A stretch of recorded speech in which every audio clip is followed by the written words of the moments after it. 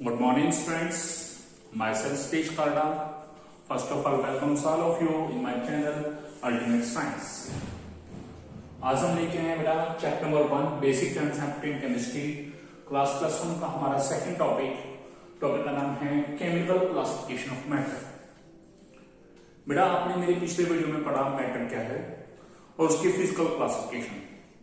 Matter क्या था? Anything which occupies space, has mass and whose presence can be felt by any of our five senses। उसे हमने किसका नाम दिया था? मैटर का। और वह हमने पढ़ी थी फिजिकल क्लासिफिकेशन। तो फिजिकल क्लासिफिकेशन में पढ़ा था कि जो मैटर है it is of three type, one is solid, second liquid, third gas. अब बात आती है हमारे पास केमिकल क्लासिफिकेशन ऑफ मैटर कि मैटर की केमिकल क्लासिफिकेशन क्या है, यानी कि केमिकल कंपोजिशन की बेस पर मैटर फर्दर कितने टाइप्स का है। मैटर बोले या सब्सटेंस बात एक है, ठीक है। So matter is initially of two types. One is pure substance, second is impure substance.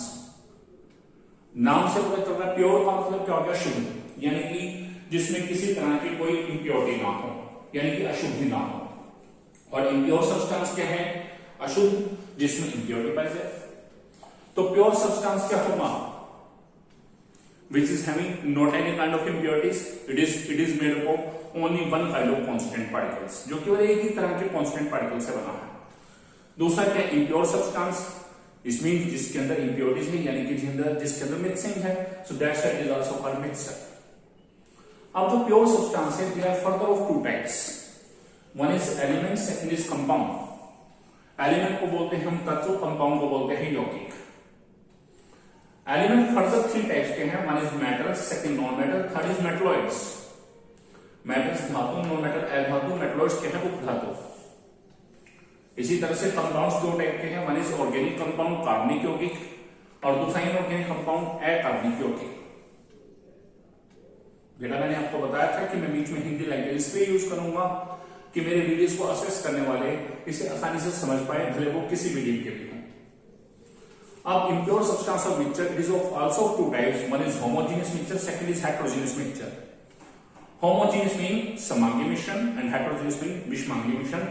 impure substance होता है अशुद्ध पदार्थ और मिक्सचर को बोलते हैं मिश्रण। अब हम इसे वन बाय वन स्टडी करेंगे कि क्या चीज क्या शो कर रही है। सबसे पहले आ गया प्योर सब्सटेंस। प्योर सब्सटेंस जिसे हम बोल रहे हैं शुद्ध पदार्थ, यानी कि जिसके अंदर किसी तरह की कोई इंप्योरिटी ना हो, मिलावट ना हो। तो प्योर सब्सटेंस क्या है? It is a form of substance which is made up of only one kind of constant particles। So ऐसा सब्सटेंस जो केवल एक ही तरह के constant particles से बना है, यानी कि उसमें निर्माण करने वाले कण सिर्फ एक ही तरह के हैं, उसमें मिक्सिंग नहीं है, that is called pure substance। अब प्योर सब्सटेंस फर्दर जो है, मैंने बोला है दो टाइप के, one is element, second is compound. पहले हम एलिमेंट के फुल डिस्क्रिप्शन पढ़ेंगे। एलिमेंट क्या है? जिसे हम तत्व बोलते हैं। 9th क्लास में भी हमने पढ़ा है, it is the purest form of any matter which is made up of only one kind of constituent particles and that constituent particles are called atoms। so किसी मैटर की वो सबसे ज्यादा प्योर फॉर्म जो केवल एक ही तरह के कांस्टेंट पार्टिकल से बनी है, और उन कांस्टेंट पार्टिकल को हम क्या बोल रहे हैं? एटम्स, यानी कि परमाणु। This is called element and these particles cannot be further broken into another particles। इन्हें हम फर्दर अगले नए पार्टिकल्स में नहीं तोड़ सकते। सो ये होते हैं हमारे पास element, purest form of any matter which is made up of only one kind of constant particles and these constant particles are called atoms, यानी कि परमाणु। अब एलिमेंट्स जो हैं, आपने 10th क्लास में पढ़ा, आपने पीरियोडिक टेबल का चैप्टर पढ़ा जिसे आवर्त सारणी बोलते हैं, तत्वों की आवर्त सारणी। उसमें पढ़ा था कि जितने भी एलिमेंट्स हैं they are divided into three categories. One is metal, धातु, सेकंड नॉन मेटल अधातु, थर्ड है मेटलॉइड, उपधातु। अब मेटल्स नॉन मेटल्स क्या होता है, हम इसके बारे में करेंगे। मेटल्स क्या चीज है, नॉन मेटल क्या चीज है, यानी कि वही धातु और अधातु में। इसे मैं डिफरेंस के हिसाब से बताऊंगा। फर्स्ट पॉइंट, मेटल्स में they exist in solid state except mercury. Normally प्रकृति में, नॉर्मली नेचर में जो है ये सॉलिड फॉर्म में पाए जाएंगे, लेकिन इनमें एक्सेप्शन है। एक्सेप्शन अपवाद क्या है? वो क्या है? Mercury, Hg which is present in liquid states। Non metal है, they exist in all the three states, that is solid, liquid and gas, तीनों स्टेट्स में पाए जाएंगे। Second thing, metals are generally hard. 99.9% metal क्या होंगी, hard होंगी, accept sodium and potassium. और आप जानते हैं सोडियम और पोटेशियम ऐसे दो मेटल हैं जिन्हें हम नाइफ से भी काट सकते हैं, जबकि नॉन मेटल्स में क्या हैं, they are generally soft except diamond. इसमें डायमंड एक एक्सेप्शन है, because diamond is the hardest substance, सबसे हार्डेस्ट सब्सटेंस है हमारे पास पूरी अर्थ के ऊपर। नेक्स्ट है मेटल्स आर सोनोरस। सोनोरस का मतलब क्या होता है, साउंड प्रोड्यूसिंग, यानी कि जब भी मेटल पर कोई हार्ड चीज मारेंगे तो उसमें से आवाज आएगी, ठीक है, जबकि नॉन मेटल्स क्या है, दे आर नॉट सोनोरस, उनमें से आवाज नहीं आएगी। Metals are malleable. मैलिएबल का मीन क्या है, whenever they are beaten with an hammer then they will convert into thin sheets, कि हम मेटल को पतली शीट्स में कन्वर्ट कर सकते हैं जब हम पे हैमरिंग करते हैं, हथौड़े से मारते हैं। और इस करैक्टर को क्या बोलते हैं, मैलिएबिलिटी। 10th क्लास में पढ़ा था, मैलिएबिलिटी को क्या बोलते हैं, आघात कर देता। तो मैलिएबल क्या होगा, आघात बढ़ गया, यानी कि मेटल्स में मैलिएबिलिटी करैक्टर है, नॉन मेटल्स में क्या है, दे आर नॉट मैलिएबल, वो मैलिएबल नहीं है। Next time metals are ductile. Ductile क्या होता है, the metal can be stretched into thin wires. Metal को खींचकर पतली पतली तारों में बदला जा सकता है, लंबी तारों में, इसीलिए ज्वेलरी बनाने वाले यूज करते हैं इस करैक्टर को। एंड नॉन मेटल्स में क्या है, दे आर नॉट डक्टाइल। तो डक्टाइल बढ़ाया है डक्टिलिटी से, और डक्टिलिटी का मतलब क्या होता है, तन्यता। क्या होता है, तन्यता, ठीक है, 10th क्लास में पढ़ा भी है। Metals have high melting point. जितने मेटल्स हैं उनका मेल्टिंग पॉइंट क्या है, बहुत ज्यादा हाई होता है। इसमें हमारे पास एक एक्सेप्शन है, except caesium, gallium and caesium, ठीक है, जबकि नॉन मेटल्स में क्या है, they have low melting point except diamond. इसमें डायमंड एक एक्सेप्शन है। Next, metals are lustrous. Lustrous word आया बेटा लस्टर से। लस्टर का मतलब क्या होता है, चमक, यानी कि धातु में चमक होती है। इसी वजह से जितनी भी हमारी ज्वेलरीज है वो किससे बनी होती है, मेटल से। नॉन मेटल्स हैं, दे आर नॉट लस्ट्रस, उनमें चमक नहीं होती, एक्सेप्ट आयोडीन। आयोडीन इसका एक्सेप्शन है, इसके अंदर चमक पाई जाती है। Next, they have tendency to lose electrons. इनके अंदर इलेक्ट्रॉन का त्याग करने की प्रवृत्ति है।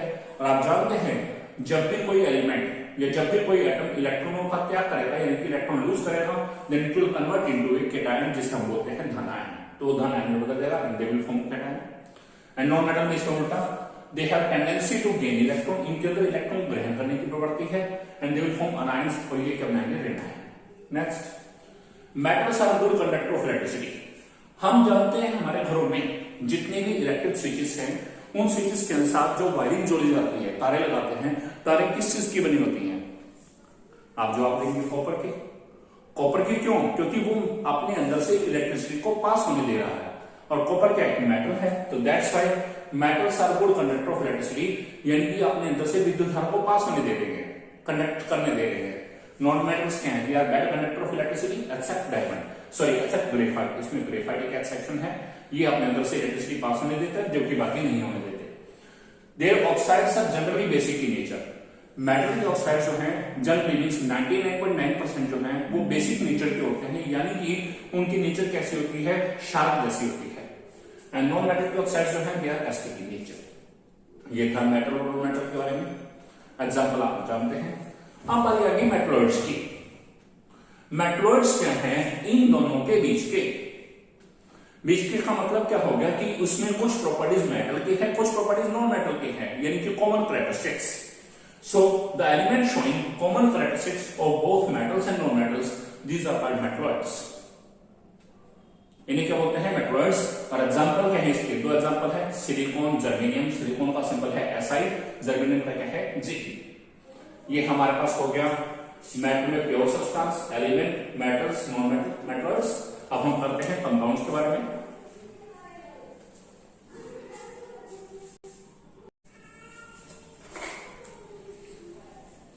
अब हम बात करें बेटा कंपाउंड्स के बारे में। अब कंपाउंड्स क्या है, कंपाउंड्स जिसे हम बोलते हैं यौगिक। 9th क्लास में हमने पढ़ा, whenever two or more elements are combined together in fixed ratio by mass। मैंने क्या करना है, दो एलिमेंट्स को मिलाना है या दो से ज्यादा एलिमेंट्स को मिलाना है, और कैसे मिलाना है, मास वाइज फिक्स रेशो पे, यानी कि उनको द्रव्यमान के अनुसार एक निश्चित अनुपात में मिलाना है। Then a new substance is formed having entirely different properties। तब एक नया सब्सटेंस बनेगा, यानी कि 2 और मोर एलिमेंट्स को मिलाएंगे, मास वाइज फिक्सेशन मिलाएंगे, एक नया सब्सटेंस बन जाएगा। And this new substance is having entirely different properties, और उस नए सब्सटेंस की प्रॉपर्टीज, उसके गुण जो है दूसरों से अलग होंगे, यानी कि जिनसे उसे मिला के बनाया उनसे अलग होंगे। This new substance is called compound. इसे क्या बोलते हैं? कंपाउंड। मैं यहां 2 एग्जांपल ले रहा हूं। For example CO2 carbon dioxide, H2O water. First of all हमें ये देखना होता है कि हमारा गिवन कंपाउंड के अंदर एलिमेंट्स कौन से हैं। C and O, these are the 2 element, यानी कि इसमें कार्बन ऑक्सीजन 2 एलिमेंट है, और दूसरे वाले में H2O में क्या है हमारे पास? Hydrogen element and oxygen element. तो हमें क्या करना है? इनके मासेस देखने हैं। तो mass of carbon element, ratio mass of hydrogen oxygen element. हमें क्या देखना है फर्स्ट ऑफ ऑल कि इस कंपाउंड में हर एलिमेंट के कितने कितने एटम हैं। तो CO2 में कार्बन के नीचे कितना है? 1, यहां लिखेंगे 1। ऑक्सीजन के नीचे क्या है? 2, तो लिखेंगे 2, लिखते हैं यहां पे। इनको मल्टीप्लाई किससे करना? इनके एटॉमिक मास से, यानी कि परमाणु द्रव्यमान से। अब हम जानते हैं कार्बन का एटॉमिक मास या मास नंबर कितना होता है? 12, तो 1 × 12, 12 से गुना कर दिया। ऑक्सीजन का एटॉमिक मास कितना होता है? 16, तो उसे 16 से 16 से गुना कर दिया, 2 × 16, 1 12 12, रेशियो 2 16, 32। कैंसिल किया, काटा तो 4 का कटेगा 3:8। यानी कि CO2 is a compound. It is made up of 2 element carbon and oxygen, and these 2 elements are combined together, एक दूसरे से जुड़े हुए हैं इन 3:8, यानी कि 3:1 बाय 3:8 बाय मास। मास के हिसाब से इनकी रेशियो क्या है? 3:8। तो 3:8 का मतलब क्या है? यदि 3 पार्ट्स कार्बन के हैं तो 8 पार्ट्स किसके होंगे? ऑक्सीजन के।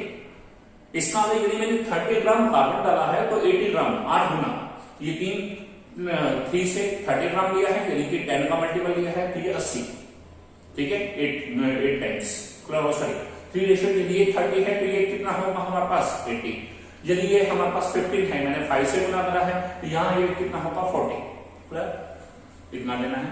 सेकंड एग्जांपल H2O, एलिमेंट कौन से हैं? 2, hydrogen and oxygen. Mass of hydrogen element, ratio mass of oxygen element. सबसे पहले एटम, हाइड्रोजन के कितने एटम है? 2, ऑक्सीजन के कितने हैं? 1। हाइड्रोजन का एटॉमिक मास कितना है? 1 से मल्टीप्लाई। ऑक्सीजन का एटॉमिक मास कितना है? 16 से मल्टीप्लाई। यानी कि नंबर ऑफ एटम को हम एटॉमिक मास यानी कि मास नंबर से गुना कर रहे हैं और उसके बाद रेशियो ले रहे हैं। अब 2 1 2, रेशियो 1 रेशियो 16। कैंसिल किया, 2 पे कटेगा 1:8। तो आप क्या बोलेंगे? H2O is a compound. It is made up of 2 elements, कौन से? Hydrogen and oxygen elements. And these 2 elements are combined together, मिले हुए हैं in 1:8 by mass. मास के हिसाब से ये 1:8 में मिले हुए हैं। क्लियर हो गया? यानी कि ये 1 है, इसको जिस अक्षर से गुना करोगे इसको भी उसी से गुना करोगे। यानी कि मान लो 10 से गुना करो तो 1 10 10, यानी कि यदि मैं 10 ग्राम हाइड्रोजन मिला रहा हूं तो यहां भी 10 से गुना करो तो 10 8 से क्या होगा? 80। तो मुझे 80 ग्राम ऑक्सीजन मिलाना पड़ेगा, तब जाके वाटर बनेगा। कंपाउंड्स के अंदर मासेस की रेशियो फिक्स है, यहां हम चेंज नहीं कर सकते। कैसे? जैसे मैंने यहां 10 के साथ 80 बोला, यदि मैं 80 की वजह 79.9 लूंगा तब भी ये कंपाउंड नहीं बनेगा। या इस 10 की जगह मैंने 9.7 9.8 कुछ भी ले लिया तो नहीं बनेगा। क्लियर है? ऐसे ही यहाँ 15 रेशियो 40 की बात बोली मैंने, 15 ये 40, 15 ये 14.9 14.7 कुछ भी ले लिया, या 40 से थोड़ा सा फालतू ले लिया, 40.1 भी क्यों ले लिया, कंपाउंड नहीं बनेगा। इसीलिए इनके अंदर रेशियो कैसी होती है? Fix ratio, mass by fix ratio. अब आपने पढ़ा कंपाउंड्स के बारे में, कंपाउंड वाला क्लियर। कंपाउंड जो है 2 टाइप्स के हैं, वन इज ऑर्गेनिक कंपाउंड, दूसरा क्या है? Inorganic compounds. ऑर्गेनिक कंपाउंड जिसे कार्बनिक यौगिक बोलते हैं, और इनऑर्गेनिक कंपाउंड क्या होता है? अकार्बनिक यौगिक। नाम से ही क्लियर होगा ऑर्गेनिक कंपाउंड्स का मतलब क्या है, या कार्बनिक यौगिक का मतलब क्या है? भैया कार्बन एलिमेंट के एटम तो होने ही होने चाहिए, यानी कि कंपल्शन है, उसके बिना हम कंपाउंड को ऑर्गेनिक कह ही नहीं सकते। तो दो compound which must contain atoms of carbon element, they are called organic compounds, and these compounds are obtained or derived from the plants and animals. ये कंपाउंड या तो प्लांट से मिलेंगे या फिर एनिमल से मिलेंगे। क्लियर है? चीजें उनकी बॉडी के अंदर पाए जाएंगे या वो बनाएंगे, उनसे प्राप्त होंगे। क्लियर है? एग्जाम्पल क्या है, जितने भी हाइड्रोकार्बन्स हैं, कार्बोहाइड्रेट है, प्रोटीन, फैट्स, लिपिड्स, विटामिन, ये सब इसके एग्जाम्पल हैं। Next is the inorganic compound, अकार्बनिक यौगिक। तो माइंड में एकदम आता है कि सर उसमें कार्बन है, इसमें कार्बन नहीं होगा, ऐसा नहीं है। दे मे और may not contain atoms of carbon element. यहां पर कार्बन की कंपल्शन नहीं है, किसी में होगा किसी में नहीं होगा। And they are obtain from the non living resources. ये कंपाउंड किससे मिलते हैं? Non living resources such as soil से मिलेंगे, वाटर से मिलेंगे, रिवर से मिलेंगे, हिल्स से मिलेंगे, मिनरल्स वगैरह से मिलेंगे, उन सब से। इसके एग्जांपल जैसे CaCO3 कैल्शियम कार्बोनेट, और देखिए यहां कार्बन है, H2SO4, HNO3, ये सब क्या है हमारे पास इनऑर्गेनिक कंपाउंड्स है। Clear? Compound clear? Two types, organic compound, inorganic compound, clear? Okay, my next is the impure substance और मिक्सचर।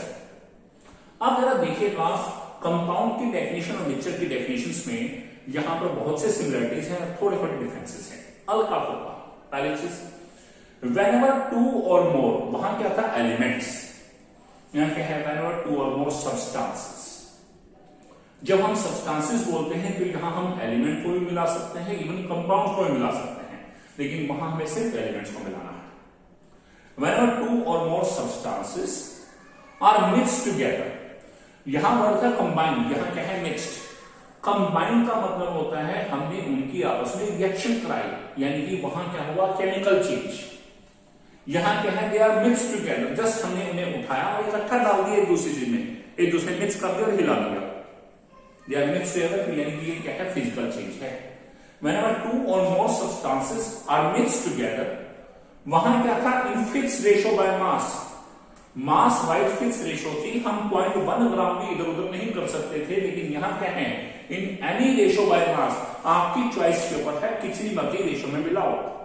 जैसे मैं कहता हूं आपको साल्ट और शुगर का मिक्सचर बनाना है, आपका दिल करा, आपने एक मुट्ठी साल्ट की डाली और 4 मुट्ठी शुगर की डाल दी।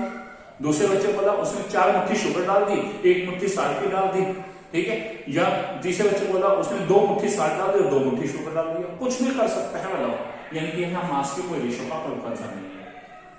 तो उसमें क्या था? कहने न्यू सब्सटेंसेस हों, क्योंकि हम जानते हैं केमिकल चेंज में क्या होता है? हमेशा न्यू सब्सटेंस बनता है, लेकिन ये क्या है? फिजिकल चेंज है, इसमें कोई नया सब्सटेंस बनेगा, सीधा लिखेंगे the mixture is form. Whenever two or more substances are mixed together in any ratio by mass, then mixture is formed. किसी भी रेशो में मिलाया मिक्सचर बन जाएगा। Mixtures are of 2 types, one is homogeneous mixture, second is heterogeneous mixture। Homogeneous इसे समांगी मिश्रण बोलते हैं, और हेटेरोजेनियस मिक्सचर क्या है? विषमांगी मिश्रण। क्या होता है होमोजेनियस मिक्सचर, क्या होता है heterogeneous mixture? Those mixtures which have uniform composition, जिन मिक्सचर्स की कंपोजिशन यूनिफॉर्म है, यानी कि देखने में बिल्कुल एक जैसा दिखाई देता है, यानी कि हम उसमें डिमार्केट नहीं कर सकते कि कौन कौन से मिक्स है, हम आइडेंटिफाई नहीं कर सकते देखने से ही उसमें क्या क्या मिक्स है। It means they do not have any visible boundaries of separation between the components.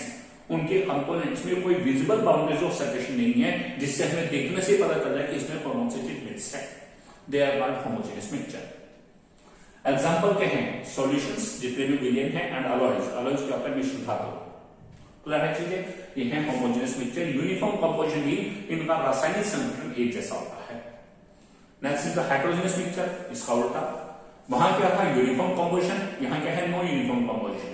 So those mixtures which do not have any uniform composition, which have no uniform composition, उसमें क्या था? They do not have any visible boundaries of separation.